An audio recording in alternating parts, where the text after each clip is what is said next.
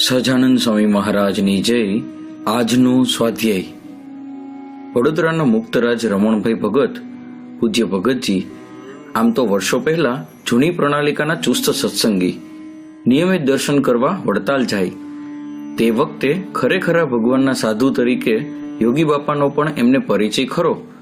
જ્યારે યોગી બાપા અટલાદરા પધારે ત્યારે ભક્તિસભર દિલવાળા ભગતજી બાપા માટે 5-7 પ્રકારનું તાજું શાકભાજી લઈને જાતે અટલાદરા આપવા જાય. બાપા એમની સેવા ગ્રહણ કરે અને રાજી થઈને આશીર્વાદ આપે. ભગતજીએ પૂજ્ય મોહનબાપુ સલાડને ગુરુ તરીકે સ્વીકારેલા. ભગતજી ખરેખરા પૂર્વના મુમુક્ષુ, તેથી તેમને અંતરમાં એમ થયા કરે કે સાચા ગુરુ સિવાય મોક્ષ તો શક્ય જ નથી. યોગીજી બાપાએ 2 દિવસ સળંગ સ્વપ્નમાં દર્શન દઈને કહેલું, જેવો તું મોહનબાપુને માને છે તેવી રીતે મને માન તો હું ન્યાલ કરી દઈશ. પરંતુ પ્રગટના સત્સંગમાં આવવાનું અઘરું તો હતું જ.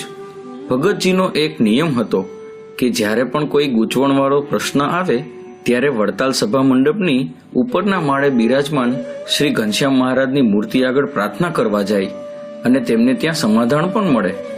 આ અરસામાં તેમને સ્વામીશ્રીનો સંબંધ તો થઈ જ ગયેલો. પ્રસંગોપાત 3-4 વખત સ્વામીશ્રીને મળવાનો યોગ પ્રાપ્ત થયેલો.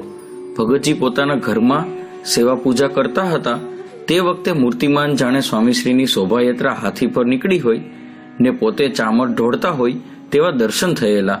પરંતુ પ્રગટની પ્રણાલિકાના સત્સંગીઓ પોતાના ગુરુને પ્રભુ સ્વરૂપ માનીને પૂજે તે વિચારધારા તેમને મગજમાં ફીટ બેસતી ન હતી.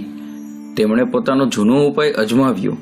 વડતાલ જઈ મંદિરમાં ઘનશ્યામ મહારાજની મૂર્તિ આગળ પ્રાર્થના કરી. તે જ વખતે તેમણે ઘનશ્યામ મહારાજની જગ્યાએ પ્રથમ શાસ્ત્રીજી મહારાજ, ત્યારબાદ યોગીજી મહારાજ અને છેવટે સ્વામીશ્રીના દર્શન થયા. ત્યાર પછી તો તેમને વચનામૃત અંત્ય 2 પ્રમાણે ગુરુરૂપ હરિની ભક્તિ કરવામાં કોઈ વિઘ્ન નડ્યું નથી. આજે તો પોતે જીવનો સાચો સત્સંગ કરાવી અનેક ભક્તોને સુંદર પ્રેરણા આપી રહ્યા છે અને એમના હૈયામાં નિરંતર ગુંજી રહ્યું છે કે ધન્ય ધન્ય એ સંત સુજાણને, જેનું ઉલટી પલટ્યું આપ, સંત તે સ્વયં હરિ. જય સ્વામિનારાયણ. પ્રગટ ગુરુ હરિપ્રસાદ સ્વામી મહારાજની જય જય જય. આત્મીય સમાજની જય જય જય.